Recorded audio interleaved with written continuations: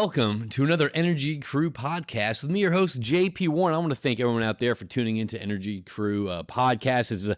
It's been exciting to kind of start this off again and kind of sit around with different different individuals, different leaders, different people, kind of driving and creating their own path and their own future, and kind of learning about kind of what makes them tick, learning about their strengths, learning about their vulnerabilities, and kind of learning about kind of their passions. What drives them? What are they focused on right now? What gets them out of bed in the morning, kind of, and puts that pep in their step? And this obviously correlates into who's bringing this to you right now. It's who's bringing this to you right now is Exec Crew, which is going to be a new executive networking group that's going to be starting in Q4. There's going to be a set number of memberships per season, so it's going to be exciting. It's going to be dynamic. It's going to be you're going to have people coming in. That the whole idea is everyone's a teacher and everyone's a student.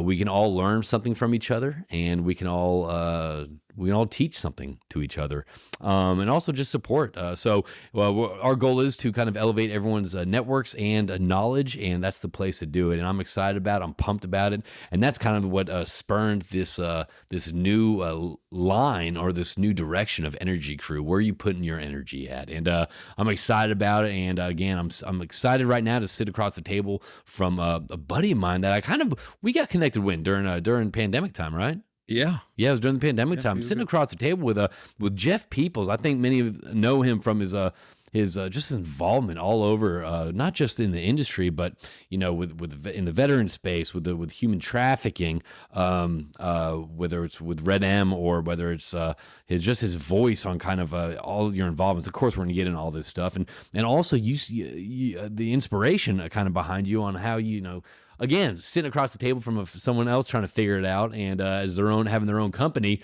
and seeing your success, and kind of seeing kind of the and it's not just like you're out there kind of pushing something that's that you're like it's a recycling of another service that's offered. It's FR clothes, which is exciting. Don't get me wrong, it's not exciting, but what you're doing to it is exciting. It's valuable. It's what people wear. It's what people have to wear when they're out there. And trust me, as someone that's actually, worked offshore over 10 years ago and all that stuff, I understand how important that is. But hey, look, I'm kind of taking the stage. I love how, I love sitting down and talking to you whenever we can, because I know your schedule's like mine. And you're always busy, you're always on the go, and seeing you build your company is exciting to me. And so I'm fortunate we're recording this at the Petroleum Club of Houston, 35 floors up. We just had Kids Crew here on Saturday, so there's still some STEM residue left over up here. So let's get this kicked off. So Jeff, welcome. Thank you very much. Happy to be here. Yeah, and you also have a podcast too. I do, yeah. Why don't we plug that, and then let's kind of do a little back, plug that first, then we'll get kicked off. Okay, well, my podcast is called the Mission Zero Podcast. Started a few years ago. It's very specific to safety. It's an industry podcast. It's nothing. It's not a wide variety of topics, but we try to stay within the health, safety, and environmental sphere, naturally, if I can fit it in there. And I've been a little bit loose with that to try to fit some important things that I wanted to talk about into that sphere as well. Right. But yeah, the Mission Zero podcast started about 2.5 years ago. It's done better than I would have thought it would have ever done. It's now in 27 countries. Isn't that crazy? It is. I've been down in 27 countries. My biggest guest so far is Terry Virts, who's the space station commander. Yes. Now become a friend of mine. I love him to death. He actually came and supported us on a human trafficking event last week. So he's just all around awesome. Dude, I want to thank you so much. I wanted to be there, man. I just with schedules, Kids Crew, dude. Anyway, go on. I love what you're doing. We're gonna do another. But yeah, the Mission Zero podcast is essentially to deep dive into safety issues, environmental issues, things like that with the industry leaders. Yep. On that subject. So I love it. It helps. I guess I'd say, as much as it's helped further the conversation, it's helped me. How has it helped you? Number one, be a better listener, and number two, be a better question asker.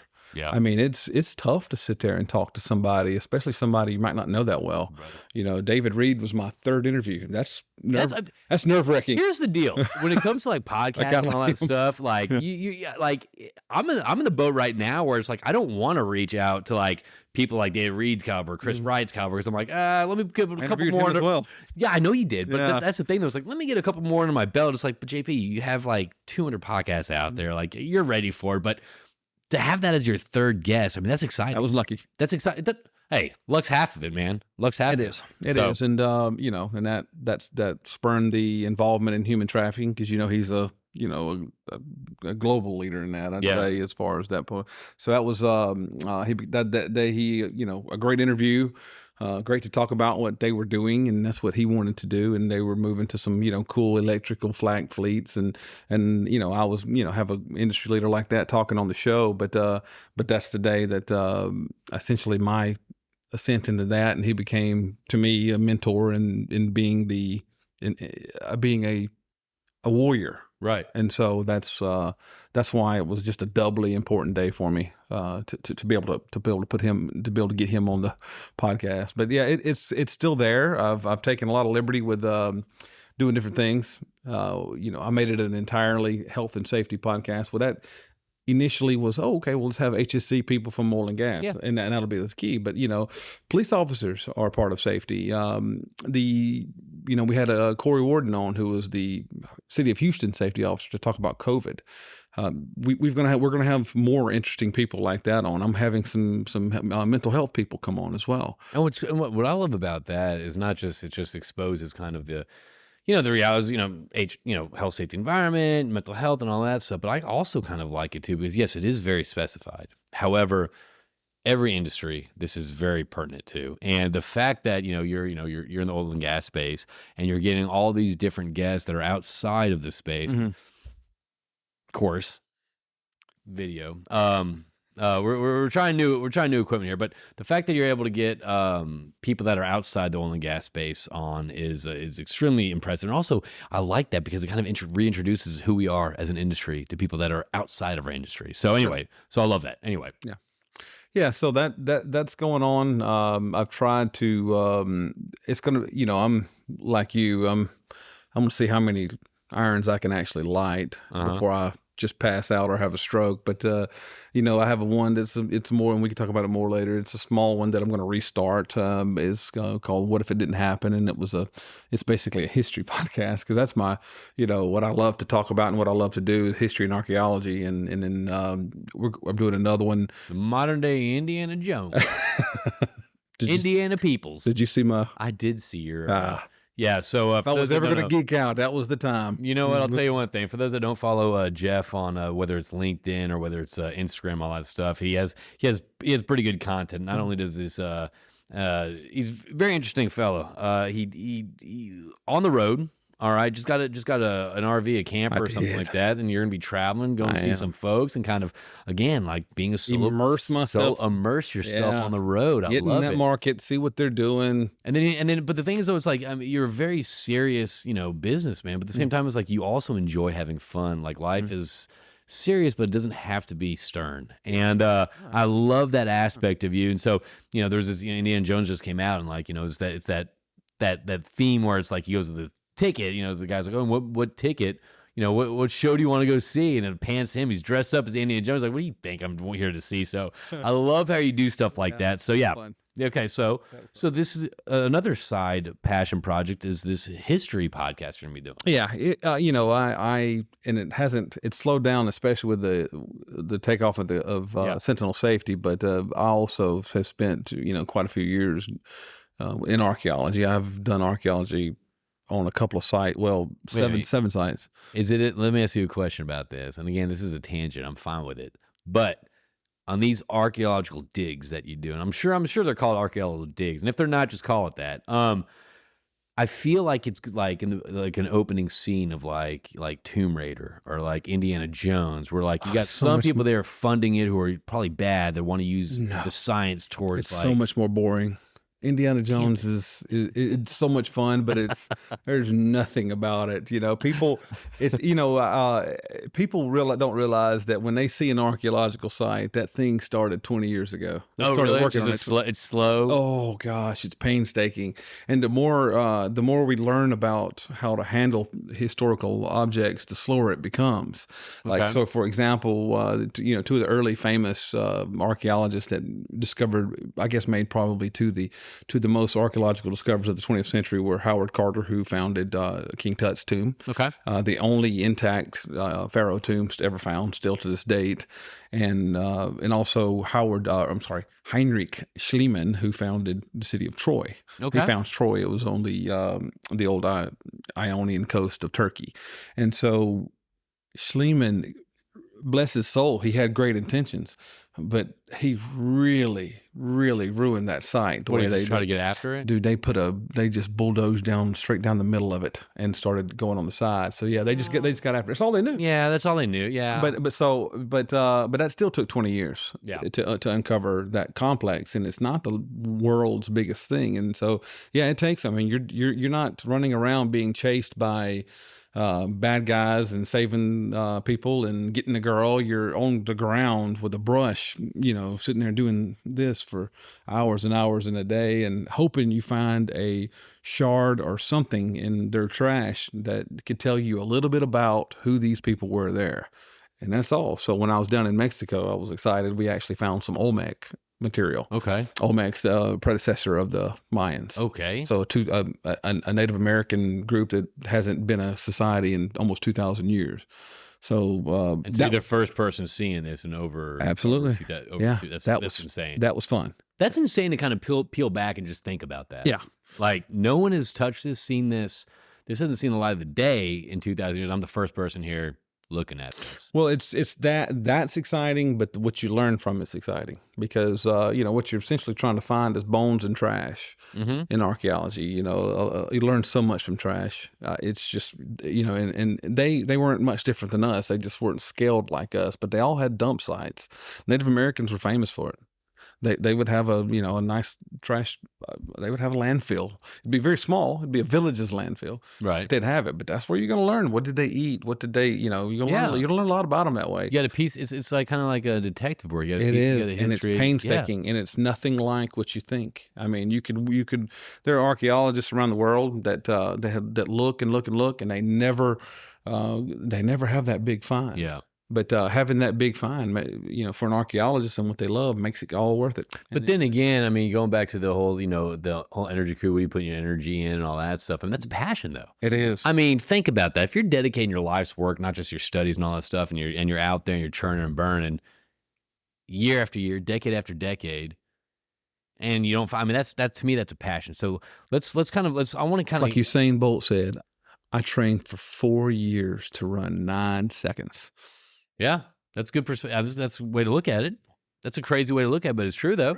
All right, so I wanted to talk about this. So obviously, you are a very diverse, rich background when it comes to kind of your experience and kind of what you've done, all that stuff. Give me the elevator spiel on kind of who you are and kind of where you're at today and who you are today, and then I kind of want to dive into kind of like one or two or three of your passions. Because look, I know you on a personal level, and I know that you are a very passionate person. Whether it's helping people, whether it's getting a message out, whether it's your company, which I love watching. Like it's inspiring. Yeah. Like the stuff that you do and the stuff that you kind of put out there, it's very inspiring to me. Whether it's you're like the ongoing Boy Scout. You love leaving people and places better than oh yeah, you know what I mean. I love that. And I kind of want to talk about that more. So kind of give us a little background. Those that don't know you, that are tuning in for the first time, they're like, okay, who's this? By the way, it's crazy to see that your original podcast on my first show is still getting downloads. Yeah, that's it's still getting downloads. That's insane. That's when crazy. You first.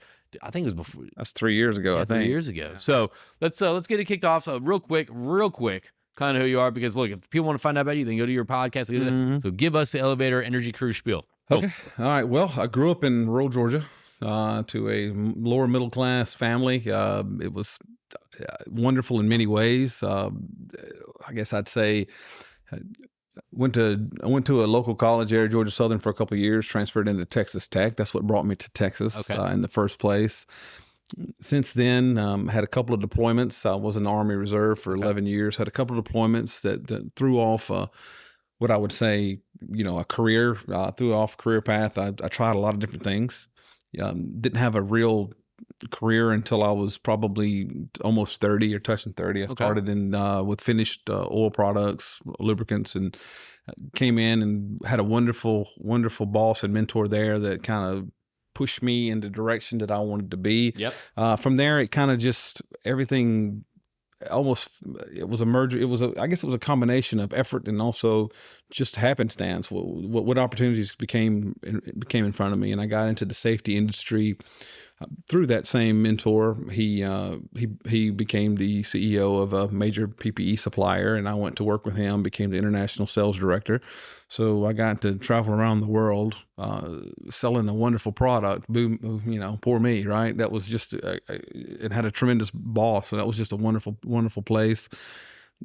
Came out of that, co-founded a company called Tomahawk Safety a few years ago. That's where we met. Yeah, Tomahawk. Great people working with there. These were a group of investors that were not oil field guys. They're not industrial guys. They came from the medical background, and that was their expertise, which was a wonderful thing because we hit the market about, I guess our first inventory load came about 8 months before COVID hit. So we were some terrible timing. It's a great time. But on the flip side of that, just about everything else in life, there's a positive spin on everything. There really is. There really, really, really is. These guys, they were well connected in the medical industry, and so we went after that head first and survived and did well. And after that, they kind of chose to stick into that, and which would have been financially wonderful for me, but I decided to I wanted to do this. Why? I had ideas. I had a direction I wanted to go. I wanted to direct my own show. I wanted to put a plan together, and I wanted to see it to fruition, and it'd be my plan. Okay. So that's what I wanted to do. I had some different ideas about how I wanted to be an employer, how to be a manager or whatever you want to call it. Have you ever owned your own company before? No, this is the first time that I am a owner. So when you have these ideas on how that you'd like to see things done, look, I feel like 99% of the people out there sitting in a job, whether it's W-2, whether it's, they have an idea like you have. Like, that'd be great if it was run like this, or I have an idea. What was the difference, or what was the pull, or what was the passion pull, if you will? I like using the term passion because, people are like, oh, why are you using that word? It's cheese. It's not. Like, if you think about something that's passionate, it's just like the word moist. People are like, oh, it's a gross word. Tell me something that's like chicken, moist, delicious, right? Yeah. Bread, moist, delicious. Like, it's not a bad word. Turkey, moist, delicious. Like, it's not a bad word. Like, so when people hear passion, they're thinking like 50 Shades of Grey. To me, I completely disagree. That's when people kind of lighten up. That's when people kind of believe in themselves more and spend more time. So I love hearing the passion pull. What was your passion pull when you're like, you know what, I'm going to do this on my own? It was a few things. I think I had an idea. I think maybe when people start businesses, their focus is on money. Yes. I definitely wanted to follow the path of making a great company, and the money will come. Mm-hmm. I wanted to build a product out there that was better than everything. That was absolutely on my mind. I saw a product that had 40-year-old technology, and I wanted to upgrade that. I wanted to have an exciting company. You see quotes all the time. One is that you want to be so good to your employees that they'll never leave. That I wanted to be a very employee focused guy. Okay. Like, I wanted these people to be so happy they would never want to leave, but I also want them to leave because I want them to grow. They can't be. What do you want to do in life? Here, help me for a few years, train you. You help me. When you're ready. I would love to begot more business owners. Yeah, it kind of snowballs that way. Absolutely. Everything snowballs. Absolutely. And if you treat them right, they come back to you, and they'll never do you wrong. So that was part of it. I guess the final part, it's a means to an end for me. I want to do a lot more archaeology, and we can talk more about that. But I want to do more of that, and Archaeology. I want to have more time in that. Yeah, definitely, I want to have a lot more time to do that.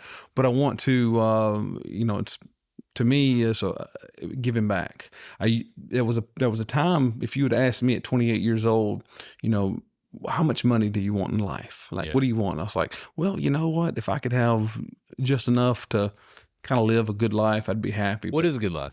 Well, just being able, not being strapped for cash, not being worried about if you're going to be able to pay your bills, and be able to have a little fun. Be able to travel. It's not a question of keeping up the Jones or getting the nicest watch or car and all that stuff. It's more of a question of having the freedom, if you want to have a nice meal or take a trip or something like that. You can do that without stressing about it. And okay. I'm not a possessions guy. I don't care about the super nice watches and stuff. I mean, I like to look nice and dress nice, but I just don't care about material things. If that's your thing, I completely dig it. Like, some people dig watches. Yeah, and that's not my thing though. Yeah. Like this watch I've had for I think 7 years, and it's like $110 from Fossil. I keep this one because it counts my laps when I swim, and I don't have to. Yeah. Okay. So that's my watch, but. So it was a sense of freedom. It was a sense of being able to do stuff without being stressed about it. That's what it was. Okay. But now I can't help people with that much money. I can't help people with that much worth. Now I've got to be able to have enough to help. I'm not going to pass a lot of money along to family members. I'm going to, there's going to be a certain amount for me and what I want to do, but really in the end, how many people's lives can I affect? And that's what I want to do. Where did this shift come from? Like, because the reason I'm asking is just like, because I know another gentleman that, his daughter goes to the school my daughter goes to, and he's, construction, very successful, awesome guy. And I was like, dude, like, that's so great to see you succeed, just like you. So great to see you succeed. I'm like, what do you want to do? Same answer. Yeah. He's like, man, I kind of want to get to a position where I can like impact the most people. Mm-hmm. Have the biggest impact with most people. Like, that's my goal. Is like, man, and like, I just love hearing the fact that like, so there is a shift. So what was that shift with you, and when did that occur? I think it's, a maturity, and you go through life, you experience things. You go through, in my late 20s, mid to late 20s, I experienced terrible depression. Got through it, still deal with anxiety, but I deal with it now. I don't really have any issues at all there anymore because I've researched, found what works. What does that look like? Just living a balanced life. My most important thing is my mornings, doing things right in the morning. Okay. Let's talk about that because I think there's, and again, I'm not trying to take over the conversation on this stuff, but I think you're touching on so many interesting pieces that a lot of people can identify with. And number one, obviously I want to get back to, helping people, but also like, I think morning routines are extremely important on how it starts your day and how people think it's overrated. I think it's underrated. It's very underrated. So tell me about your morning routine and kind of what kind of like how, the results from starting a healthy morning routine. Yeah, this happened when I went on a path of learning about how I could control the demons, how I could control the problems I was having and do better and actually unlock what my potential really was in life. And because up until the age of 30, I was certainly not living up to my potential. I think, even I had friends tell me like, yeah, I mean, same. Why are you behind so much? Why are you not doing this? You have this ability. But I started looking into things and I started learning from people. And the first time I'd heard about morning was Tim Ferriss, and he talks about that. Tim Ferriss, that's the 10-minute or 3-hour work week guy. That's it. Yeah. But it was his podcast that he had on. It was just excellent people to talk about how they're excellent. And one of the 80% of them, of high achievers, did some type of meditation and morning routine. Okay. And so I tried meditation, and meditation, people think it's a joke. People think it's not some, I don't do that. I just kind of sit down. I did an app that guides you. Okay, because I'm about to talk to you about my meditation routine. That's how you do it. You don't have to do. I think that's called I forget what it's called. That's Mindspace. No. That type of meditation. I forget what it's called. But if it works, it works. Who gives a damn what? Transcendental. Transcendental. Yeah, so I'll do frequencies. Like I'll do like different hertz frequencies. And actually, my wife is she just got certified to do like a sound healing, like nice. the bowls and all that stuff. She did to me. Her bowls got in yesterday. She did pretty legit, but. Same way. I'll sit there and I'll put my headphones on before I get on my computer, before I get on my phone, before I do anything like that. And if you can just kind of unplug for whether it's 5 minutes, 10 minutes, 15 minutes, and just kind of like sit there and just push that, I got to do this, or I got to do this, I got to set this, I got to post this, I got to email this. You can just kind of push that away and allow yourself a little space to kind of, at least this is what I've noticed, it definitely helps you handle the stress, anxiety, or any challenges that kind of come your way. So I've been very vocal about a morning routine as well. So anyway. I get up. First thing I do is make the bed. Okay. Make the bed. That's important. Next thing I do is it's funny. You and I just literally talked about this, but I put a bowl of ice and water and put my head in it. Okay. Put my head in ice water. I make my cup of coffee.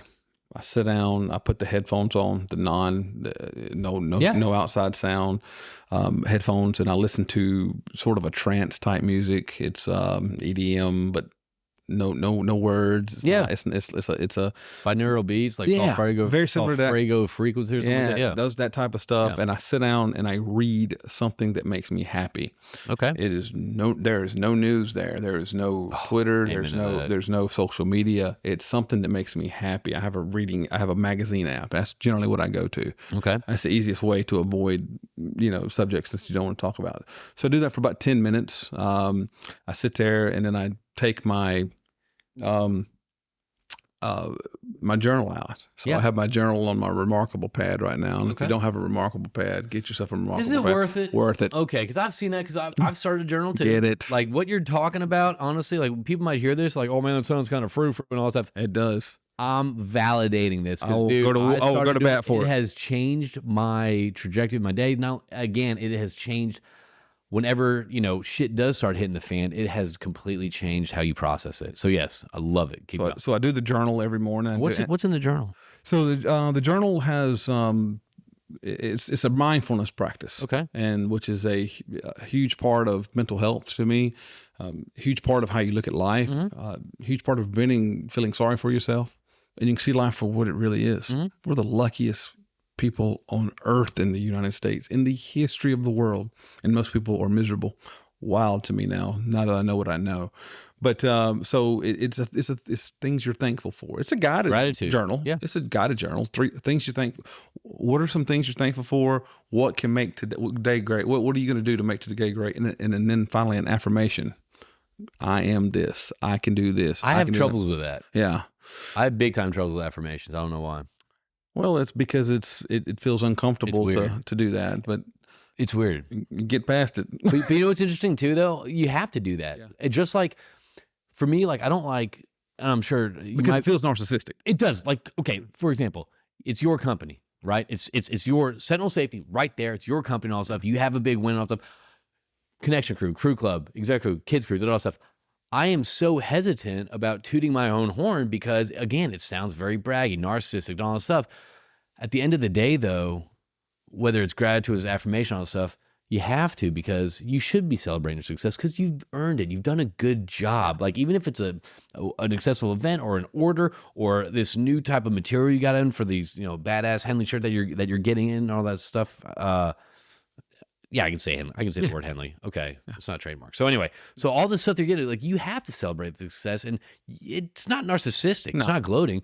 It's being proud about what you've done, about your achievements. So, but in my journaling, It's not necessarily the things like, oh, well, I'm thankful I got this new account, or I'm thankful I met this guy. Right. I mean, we need to be thankful for comfortable pillows and bed. We need to be thankful for healthy food in the fridge. I mean, be thankful for you got comfortable shoes or comfortable, good-looking, neat clothes. Yeah. We forget that. Go to some third world countries. You will be reminded. I've been to a lot of them. I've been to 73 countries. I've been to a lot of countries where people aren't even in this spear of how lucky we are here. So mindfulness is extremely important to me. And why that became important is because years ago I learned a simple thing. I was an athlete. Training your body, there's a lot that goes into that, right? It's the exercise, it's the nutrition, it's the sleep, it's the hydration. Your brain's the same way, and people do not understand that. That's how you can go to dark places if you let yourself do it. You train your brain to do good things and to be a good person. But if you start to let these things creep in, it can control your brain. That's why, things like, if you go into bad places or, pornography, which, it's, that too much of that can totally throw your brain off. It's the dopamines. And I completely agree. And, you're talking about focus on, gratitude and the little things and all that stuff. Like I was at the store, stuff that used to bother me before. Like I'd be at the store and like I'd have a grocery. And I don't know if this is, just from, kind of,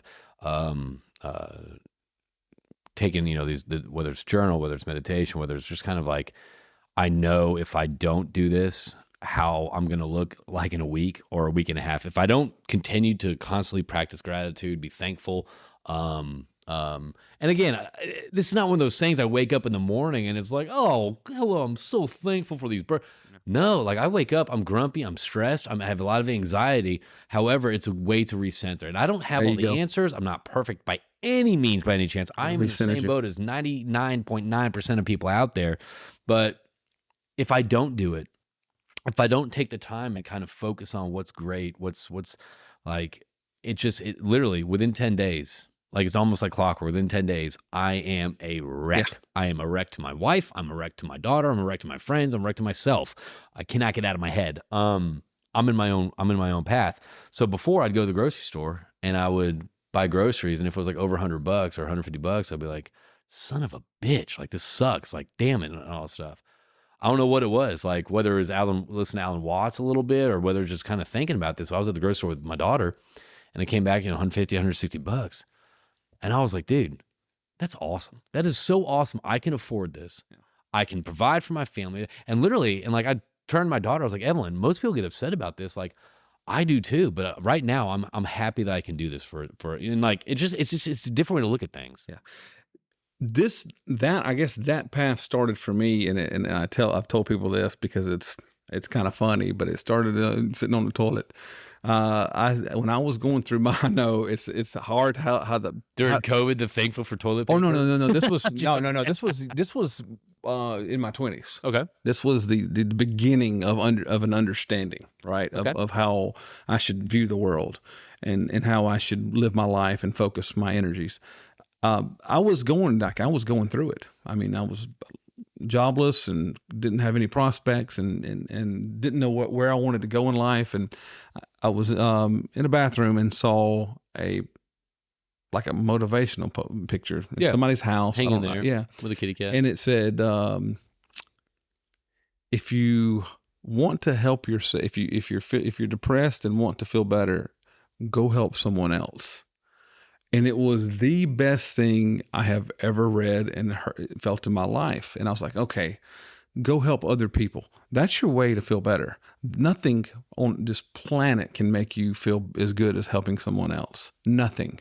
And so I will never forget that. And I will live that every day. Now, also while I was going through it, I got a book. It was called Start Where You Are. Okay. Start Where You Are was written by Chris Gardner, who was the subject of Pursuit of Happiness with Will Smith. Mm-hmm. So he wrote Start Where You Are. He wrote Pursuit of Happiness first, and then went back and wrote the Start Where You Are because he wrote Start Where You Are, which is a self-help book, and then went back and wrote The Pursuit of Happiness because he wanted people to understand his story was real. And it was grimy and it was hard. And he wanted people to actually understand he had credibility in what he was saying. And Start Where You Are was the most common sense thing that no one gets. And I guess what some of the things he taught is wherever you are right now, you're there for a reason. And it's up for you to take advantage of it and get the best out of it. He grew up very similar to that I did in the rural South, poor. he had the same complaints that I had. Oh my gosh, I didn't get to go on any trips. I never got to fly in a plane. I never got to go to basketball or football games. I never got to do anything. Okay, my parents didn't procure me intellectually. They didn't know how to help me even take the SAT. I mean, they didn't help me with anything. They were under the mindset that you were to get through high school and start the factory work, right? And go to work in a granite shed, for example, where I'm from, which is what we were known for. But I used to look at that, and I used to look at my parents and my family negatively. Like, you mad at them. Yeah. That's their fault. It is. You're in this. Yeah. It's their fault. You're a victim. I was a victim. Yeah. And I sit there and I said, there's, no matter, and he said basically in the book, his point is that no matter what you think, about someone, no matter how much negative, there is always something positive that's good about them. Everyone has something to give you. Everyone has something to teach you. And I started rethinking, and I started thinking about my parents, and I said, okay, what can I think positively about this? Well, my parents were poor whites in the South, born in the 50s. They were the most non-racist humans you've ever seen. And for that reason, I spent a lot of time with different people. In Georgia, it's white and black. Mm-hmm. I spent a lot of time with black people because of that reason. And that opened my world up to some human experiences that a lot of people didn't get to have. When I went to college and met, at Texas Tech and in my fraternity with a lot of guys that grew up on the other side of the tracks, right. I'd say 99% of them did in the fraternity. They didn't have any experience with black folks. Yeah. I was blessed. I did, and so things like that, the open-mindedness, the not thinking you're better than someone attitude, and look to my brother, work ethic. I remember being in college, watching him wake up at 5:30, work 2 jobs. He would go and do his lawn care business for hours. Then he'd go to the golf course and manage the golf course, and then get off. Still lawn care, but a different level. It was an employee job, right? But this was, he was doing his own business, and he'd get off of work and then do lawn care again. Yeah. So he'd be up at 5:30, home at 8:30, trying to make it. Putting his wife through graduate school so she could get her PhD in teaching, and that was worth it because his daughters are now have a wonderful teacher as a mother, and I'm very happy about that. But it completely flipped the script. I grew up in this poor small town. I hated it. I wanted to have all these things that I want to go to movies and be exposed to theater. There's a little jealousy there. There's a little victimness, a little like the world's against you. Or it was more just what I missed out on. Yeah. Okay. I didn't get to see live theater. I didn't get to see sporting events. I didn't get to do soccer and all these sports. We didn't have it. Yeah. And I look back and was like, you know what? I had fields to roam in. Yeah. Wise people to talk to. I had nature. I had the ability to grow up without being hyper stimulated all the time. Yeah. So there's a great value in growing up rural. It is. And so I grew up so rural, it's still hard for me to say rural. And R-R-E. I cannot stand when people ask me to say O-I-L. Boy, I hate that word. Just probably. I feel like this is whenever I try to say the word entrepreneurial. I'm done. I'm done. I hate that. Can we just start? No, I'm going to use the word energy. Yeah. So okay, perfect. I don't even use that word, so I use energy. But that was the beginning of a now at a 13-year journey into is training the brain to do better, training the brain to as much as you train the body, because it's just as important to prepare yourself for that. And another book I would highly recommend, and you give me a second on it, but it was a book that was found. It was a book that was written in like the 1890s or early between 19. It's called The Constitution. Check it out. It was the best self-help book you've ever read in your life, and I'm so sorry. I'll give it to you to to put on the podcast, but it's not the How to Win no thing. This was a That's book been around for ages. This has been around for ages, but it's a self-help book, and it was almost unbelievable how good it was. Okay. But just and I realized this guy's all he's talking about is training yourself, great habits, and in the end, leaving this world better than you came. Helping other people is the entire purpose. So what kind of So let's kind of get into the more personal side of things, because I think we've been chatting here a little bit, which I love. Okay, helping people, helping others. I mean, before we even started recording this, you talked to me about like that is your passion. Yeah. That's kind of, I was like before. Okay, for those that don't know, we were setting up. I was trying to deal with this new equipment that I have. I was getting extremely frustrated at it because it's new technology. But man, it was kind of one of those things that we got in the room, and it's like, Jeff, like you got a lot of stuff that you're passionate about, which is number one, which is why I love having you. But it's like, what do you want to talk about? And you're like, man, I want to talk about this today. Yeah. And it was helping others. It was. But let's talk about who you're trying to help right now, currently. Obviously, and I remember sitting there at lunch with you, me, and Justin Gauthier. I'm still not pronouncing that. Whatever. Anyway, but I remember sitting around the table and like you were talking about like, hey, I really dig helping others, and I really want to help more people and all that stuff. And I love hearing that. So let's circle back to that right now. So, we're talking about this. You growing up. We're talking about your passion is this, your passion is that, and now it's helping people. And recently you're on this tour right now, kind of where you're renting out theaters to kind of highlight human trafficking, and what's behind that, and kind of the levels and the depth of that stuff. Let's talk about kind of, I guess, your passion right now and kind of what you're helping out to. How about this? Guide us down the Jeff Peeples path of passion, dude. This bringing words, I love it. Bringing words together and it's working. Well, I was fortunate enough to have a really close one of my best friends. His name's Brian Townsend. He started a charity probably 11 years or so ago now called Triggers Toys in Dallas. If you don't know anything about it, please go check it out. Please help him. His focus was children. He was going through some hard times himself, and he went and got his dog therapy trained, and he started visiting hospitals, children's hospitals. Okay. And so he became... the thing just grew from there, and now it's into donating millions and millions of dollars to children's that's been in trauma, and so it's an amazing organization. And he and his wife Stacy have been heading it for years. He blessed me with to being a board member of it, and to allowing me to help with it. And so I learned, but it was his passion. Okay. It's not hard to want to help children, but it was his passion. I had not come to mine yet. My passion came simply the day, I guess, like I said, it was the day I was interviewing David Reed, and he started telling me about his passion and what his organization called Red M, which is for your audience, I know, but it's an awareness organization. It's also a fundraising organization for other organizations that do work with survivors of human trafficking, and also to fight it. And so it's a couple of different organizations that they work with, but at that moment, I knew that this is what it was. I think that was the only moment in my life I've had a light bulb moment. Do you think a passion grows on you, or do you think a passion hits you? Both.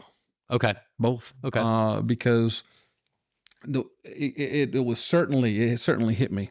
I mean, there's a scene in Sound of Freedom where the guy leans in and he tells Tim Ballard, when God tells you what to do, you cannot hesitate. Yeah. Same thing. Yeah. I knew that at the moment. It's like, okay, yeah. I mean, I don't know my thing too, not to, but like, I'm telling you, he's the man. He can bring people on. And I have awesome. A nickname for him. If he listens to this, is the first nickname I call him. He's General Reed. He's leading an army of he really is. I mean, he's just kind of the way he approaches it, and kind of the impact, and and real quick, not to forget real quick about Red M. What I think was very impactful, and what's amazing about Red M also is it's not just kind of like them supporting and helping all this stuff, they focus also on the it's not just rescuing or these survivors. It's also the rehabilitation. That's the important part. It's getting these survivors. Okay. I can talk about that organization. So yeah, but to go back to the beginning of it, yeah, it grows on you because this is an ugly subject. Yeah, it's uncomfortable. It's very uncomfortable. No one likes talking. I haven't figured. I'm still working on my communication with that. Yeah. To try to figure out to somehow make people feel comfortable in this conversation because soon I've seen it. I start talking to somebody and they immediately the withdrawal into a shell starts happening. I get it. 100%. Hurting children is not fun. It's not a good conversation, but it's the most necessary conversation we can possibly have. And so, for that reason, awareness for me made the passion grow because awareness is how we're going to win this thing. And that's why I'm so hell bent on the Sound of Freedom. We have a moment here to raise awareness to another level. I think people are very unaware of what's going on. 100%. This is a soft underbelly of society. There are people driving around and they don't know it. One of the most staggering things that David said to me was I learned was that there are more houses of prostitution houses in Houston than there are Starbucks. Yeah. And so they're on every corner and they're everywhere. And you learn about what the entire process of grooming is. You learn about how they go after and who they're going after and the lifelong damage that they do to these mostly young women, but very fastly growing young men. And also, I'm going to kind of, again, keep your train of thought when I interrupt, because I think there's a lot of important parts to interrupt here too, and kind of put my 2 cents in, like 100%. Like, a lot of times, the misconception is like, oh, human trafficking, that's just, El Salvadorians being shipped across and all stuff. That's not true. That's not true. It is everywhere. It's every socioeconomic class. It's every race. It's every this. It's every that. It impacts people on the C-suite all the way down to, the people that, help us out and all that stuff. Like it's everywhere. The United States is the number one consumer of pedophile material on earth. Jesus. By a good margin. Okay. And also, and for those that listen in the Houston area and all that stuff, one of the worst places. That's the thing. Yeah. It's so not talked about and so not exposed. People don't understand that the Katie Mills Mall is the ship channel. This is a hot triangle. Okay. Anyway, sorry. Go on. Yeah. So awareness became the thing, and I think if people really, if it got in front of them where they could not reject it anymore, where they could not turn away anymore, you'll start to win people over. All you need to do is just do what General Reed is doing, continue to collect soldiers. Soldiers will recruit more soldiers and doing what we're doing. And so what we do in Houston, several organizations, but one of the top two that Red M work for is 1211, which is, if you want to, Catherine Gibbons is the leader of that organization. I interviewed her on the Mission Zero podcast. You can find her. Okay. She is a public speaker and author. She wrote a book about her experiences. One of the, I guess I say I can't name a person who is more valuable to talk to or listen to or learn from this subject about than her. But and also I don't really mention the name of the place, but there's an organization that is a recovery home. Okay. Reason I don't is because pimps see their girls as same way I would look at a $30,000 sewing machine. It's your money maker. Yeah. They will commit violence for you taking the revenue back. Yeah. Taking the revenue maker away. So we don't really talk about that, but one of them is a recovery home. It's a 2 to 3 year process. How I'm involved with that is mostly has been vocation. So vocation, obviously, at the end. It's something that's coming at the end and of this process of recovery. And one thing you learn about recovery is that some aren't going to recover. There's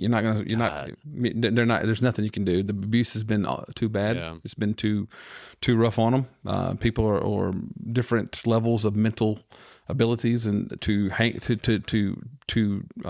things and events in life. One of the opposite people of that is Dominique, who you can find her as an interview on my podcast. Dominique went through the worst hell I've ever heard in my life, but you would never know it. You never know it. Yeah. She is a very positive, uplifting. She'll make you feel good. She's, you sit in a room with her, leave 30 minutes later, you'll feel better about yourself. But this woman literally went through the worst hell you've ever heard in your life. But some people can't do that. Some people aren't strong enough to do that. And so we try to help them the best we can. They go through therapy. They go through training. At the most important moment of their life is when grooming begins. And that's about 14 years old is the average, which is going to shock some people listening to this. Well, yeah. That's really what the average grooming age is. And so what we learned in training about this, and I guess, I see some people posting about, well, this woman's 19 years old or she's 20 years old. This is a grown woman making a decision. And no, it's not. She was isolated. She was isolated. She was groomed. She was separated from her family. I mean, you talk about, people, sitting there. It's like, oh, my daughter was this weird, crazy guy who was 22 years old in Canada reached out to my daughter who was 13 on YouTube. We just said, shut it down. That's what it is. It starts there. It starts there. It isolates there. Oh, your parents just don't get you. Dominique talks about that. Yeah. If someone's trying to separate you from your child, really get into who that person is and pay attention. But yeah, so it basically affects the brain in this way. And boy, I can't communicate it as well as the people who trained me, but it basically affects your decision making. It alters your state. You don't learn the proper decision making process. You don't see anything. You become a person who is okay with what you're doing. You don't see it as a problem. You think you're in a relationship with your pimp along with the 10 other girls. It's tough to get past. So that has to be therapied out. And some of it doesn't. There's one story I had was, a girl who had gotten a vocation at a sandwich shop, and she was going through the program, and she'd be fine at the house. She'd be doing well, happy, moving along in her progress. But she'd go to work and she'd go into panic, and she wouldn't do well at work. And we couldn't. It's like, okay, is she ever going to be able to hold down a job? And that's that's what we started thinking. But if people don't let this understand just how mental this thing is and how bad it is, what we learned is that you've gone into sandwich shops and different restaurants, and when you open the door, there's a little bell there. Yeah. That lets someone know you're there. Oh, Jesus. That same bell existed at the house of prostitution she was forced to work at, and it triggered her. Constant triggering of her background. So that's how sensitive this is. And that's how brittle. Naturally, yeah. That's how brittle it becomes, right? Yeah. So yeah, we do the best they can. I'm in the process of the vocation. How can we help people get jobs? One of the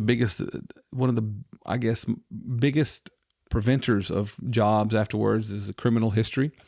You do a background check. One of the strategies that pimps do, I guess most of them do, is they send them out there and get them arrested on purpose. It's that grimy. It's that disgusting. They get them arrested on purpose so they have nowhere else to turn. If you imagine you're not thinking anything about what's happened to these people. You're an employer and you do a background check and you see arrested for prostitution, arrested for drugs. They were put there on purpose. That means if they do try to better themselves, they got no other options. So they kind of have to fall back on what they know. The only company that major company that does that hires them and gives them a chance and bless them is Starbucks.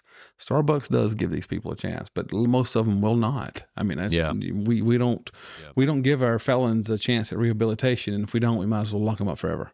Same with these women. If you don't give them a chance to work, you might as well put them in a home forever and not ever get them out, because they got to have a chance to do this. So we're working on getting companies to say, listen, they've been through this program. We're not 100%, but please give them a shot. So we got a medical, and for legal reasons, I can't say who it is, but a large medical company that has an introductory role we may look at to get these ladies in. If they want to go to medical route, nursing, it'll get them to nursing. They'll pay for their nursing school. So that's good. And I'm going to be bringing in a small shop, a small textile shop. We're going to finish some products here in the United States. Small, but if they want to get in the textile world, here you go. Here's an opportunity. So there's lots of things we can do, but yeah, that's essentially what the Red M does. I'm going to get more into the actual rescue of it. So that's the dirty. That's when I say dirty, that's the real. That's the intense. That's the heightened realism of what you're actually doing. Yeah.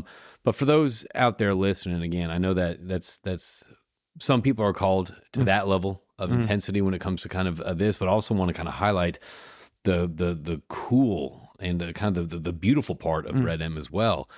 If you don't even want to go near that stuff, but you do want to help. Yeah. If you're good at mixing audio or making videos, or you can make a whatever. If you can take 5 minutes, 10 minutes, 15 minutes in the comfort of your house on the toilet, and you're like, man, I could throw some Canva together for a Red M this, or I can post a picture of my mug, buy a mug, whatever. That's with the mug. Take a picture of it. So what I'm saying is, like, the stuff you're hearing right now, it might sound very heavy, it might sound a little bit too heavy for a lot of people. It might sound, man, that's kind of a world I don't even want to touch. Yeah. I know it's important. I know this is serious shit. Yeah. But I don't even want to touch this stuff. You don't have to. Yeah. You can literally spend 10 minutes, do a Canva thing, post a picture of a cup. Like, it is so, like, the coolest part about, what David and Red M does is, like, you get involved at any level you want. Any level you want. You want to plan a party for Red M, or you want to be part of the party planner, you want to plan this, you want to do this. You can get on any level. It's your time, your expertise, your involvement, your level is completely customized. We have cultural nights where we celebrate. Oh yeah, Spanish night. Spanish night to remember. Yes. Scottish night. Yes. So that's awesome. They have fun. You have the guitar. You got Monica went. Very, very cool. And so you're right. Heavy. Everybody can't do heavy, and that's fine. I'm a big proponent. If you can, you should. I can, so I am. Yeah, and that's I guess I call it a sin eater.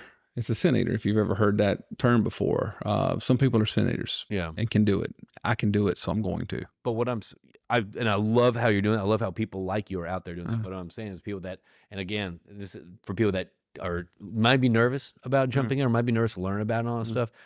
It really is at your own level, at your own appetite. We're not here to hurt your mental health. We're not here to hurt your life or your quality of life. It's just awareness. Be aware that it's there. Some quick facts, and then we can move on. It's if you watch the movie, you'll get most of the facts that I'm saying. But if you haven't, it is about to take over the drug trade as the largest illicit business in the world. People. Yeah. It's about to take human beings, children. People. Yeah. And it is much worse in foreign countries as on a per capita level. Here, the demand is a lot for pornography. And there's law enforcement in societies. Some societies aren't as, they don't care for children as much. Okay. And so I'm not going to dog them, but that's just what happens in some Asian countries, some Latin American countries. There's not good care of children. There's not good organization. I've got a police society. There's not a good police organization for it. But yeah, there's 2 million children every single year are brought into child sex slavery. Roughly somewhere between 10 and 30 million people totally.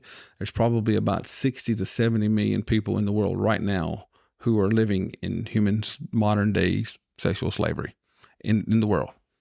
And that's literally everywhere. That's the globe. You can look out here. That's the globe. Yeah. And so to me, if we're not taking care of children who are the future, what the hell are we doing? Yeah. And so, yeah, this is it. This is what, I wanted to find something in my life. I was frustrated about that, but this is certainly it. I'm going to keep going. I'm going to be all in on Red M because I think it's fantastic, and I'm going to, find other ways to help as well. And whatever I can do, because as I grow myself, I'm going to be growing my imprint on what I can do, and I'm going to put it into it. So, Well, how can people kind of reach out to you, get involved, or learn a little bit more about Red M? Again, I think if you just Google Dave Reed and you find any podcast he's on, but Red check M them has a out. website. And honestly, it's literally, and I'm not just saying this, like it's so simple. It's like Yeah. just share. You can even share their stuff, Yeah. and that's getting involved. Yeah. And honestly, if it's I like sharing that was good, or I like this community who's involved in all this stuff. It's little stuff, or it's doing the stuff that, like, I mean, obviously, I'm sure you'd have to work yourself up. So, how do people kind of reach out to you, find information, kind of, just kind of say hello to you and all that, and just kind of. So I'm on LinkedIn, Jeff Peeples. I'm on Instagram. I think it's Jeff_Peeples. Right. I'm real creative. It's PEE. PEEPLS. I'm real creative with that, with the naming, but no, I'm on there, Jeff at sentinelsafety.com or Jeff at missionzeropodcast.com, whichever one you want to email me.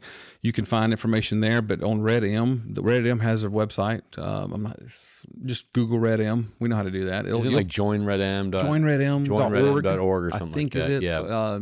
I think that's Red it. M the movement. Red M the movement, and you can buy your mug on there for a donation. Make your pictures we do it on LinkedIn and all social media. Yep. Red M Mondays is what we call them, where we post our pictures and to bring awareness. But you can find organizations there. Please go to 1211 Partners, learn about what they're doing. You can find out more there as well on their website, because that's one of the organizations that Red M funds. Okay. So I would take a look at that. And I like I said, I'm a real big fan of Catherine Givens. I think she's amazing, and I love what she's doing. So support her and her group as well. But that's some information and some local organizations. If you're here in Houston, find other organizations. Well, Jeff, I want to thank you for your time. I mean, I think, first off, seeing, you having your own company and being so successful, and I know the schedule, the constraints. I know the kind of, you're always on the road, and you believe in your product, and I've seen your stuff, and I love your stuff, man. I'm not just saying that, but to see your plate so full with just kind of, running a company, Yeah. and not only that, but adding to your plate when it comes to Red M, adding to your plate when it comes to kind of how else you can kind of impact people, adding to your plate on kind of how you can leave this campsite of a world a little bit better place leaving it than you did coming in. Man, I gotta say hats off to you. And I love watching what you're doing on the professional, the personal side of things. And I highly advise anyone that kind of just want to learn a little more about Jeff and just say hello and have a cup of coffee or have lunch with the cat. It's worth your time, trust me. Again, it's always good chatting with you. I think you're about to go on a 3-week road trip, which I'm jealous about. We're going winter. I love it, man. We're going winter. Winter's coming. Colorado, North Dakota, Pennsensylvania. Here I come. I know. Well, you got something to show off up there too. So I'm pumped about that. I'm very pumped about it. Yeah, it's gonna be a fun trip. Getting to know those areas, those people, different parts of the country. Of course, But I love it. I love it. Just kind of pick up and roll, man. I love it. That was the reason I bought the RV. I love it. Got to use it. Got to put it to use. Yeah, but obviously, I highly advise I advise you to try. No. Reach out to Jeff, say hello, find out what he's doing with his, veteran-owned, operated FR. Yeah. It's FR clothing. Yeah, FR clothing, safety gloves. FR clothing, safety gloves. But I gotta say that your shirts literally feel kind of like the built shirt I'm wearing right now, but lighter. I love your stuff, and I do want a connection crew. Okay, anyway, we're going to that. take care of it. Reach out to him, talk about Red M and kind of how you get involved, and kind of honestly just say hello. But honestly, Jeff, it's always good having you. Good luck on your road trip around the states, and everyone tuning into Energy Crew, we appreciate it, and have a great time, and spread the word, and be kind to everyone, and put your energy into something positive. All right, we'll talk to you soon.